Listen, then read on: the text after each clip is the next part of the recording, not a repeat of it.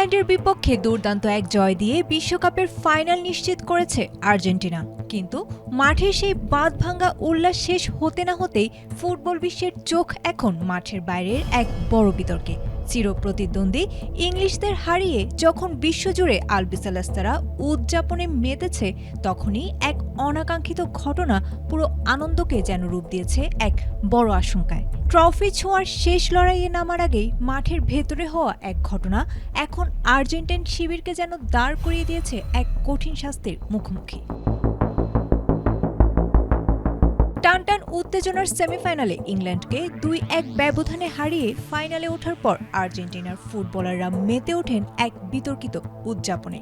সমর্থকদের কাছ থেকে নেয়া একটি ব্যানার হাতে তুলে নেন জিওভানি লো সেলসো ও নিকোলাস ওতামেন্দি, যেখানে লেখা ছিল, সঠিক প্যাড আর সঠিক তথ্য দিয়ে এসো সামলে নিব এক হয়ে। Mona Lisa sanitary napkin. মালভিনাস দ্বীপপুঞ্জ আর্জেন্টিনার।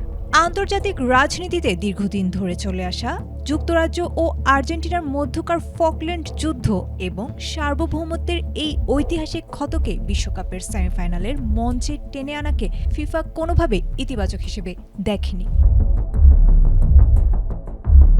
ফিফার শৃঙ্খলা বিধির ১৭ নম্বর অনুচ্ছেদ অনুযায়ী মাঠের ভেতরে কোনো ধরনের রাজনৈতিক, ধর্মীয় বা ব্যক্তিগত বার্তা প্রদর্শন সম্পূর্ণ নিষিদ্ধ।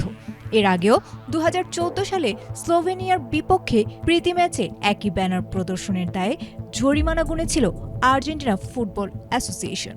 এবার বিশ্বকাপের মতো বৈশ্বিক মঞ্চে এবং ইংলিশদের বিপক্ষে এমন উস্কানিমূলক আচরণের কারণে তদন্তের মুখে পড়েছে আলবিসেলেস্তারা। সতর্কবার্তা ও জরিমানা থেকে শুরু করে শিরোপা প্রত্যাহারের মতো কঠোর শাস্তির বিধানও রয়েছে ফিফার আইনে। বিতর্কের আগুন আরও উস্কে দিয়েছেন আর্জেন্টিনার ভাইস প্রেসিডেন্ট ভিক্টোরিয়া ভিয়ারুয়েল। সামাজিক যোগাযোগ মাধ্যমে খেলোয়াড়দের সমর্থন জানিয়ে তিনি লিখেছেন, ফকল্যান্ডস তাদের রক্তে ও হৃদয়ে রয়েছে। এদিকে আগামী রোববার নিউ ইয়র্কের মেগা ফাইনালে স্পেনের মুখোমুখি হয়ে টানা দ্বিতীয়বার বিশ্বকাপ জয়ের হাতছানি আর্জেন্টিনার সামনে। তবে মাঠে নামার আগেই ফিফার নিষেধাজ্ঞার খড়গ দলের আত্মবিশ্বাসে বড় ধাক্কা দেবে কিনা সেটি এখন দেখার বিষয়। আয়েশা আক্তার, এটিএন বাংলা।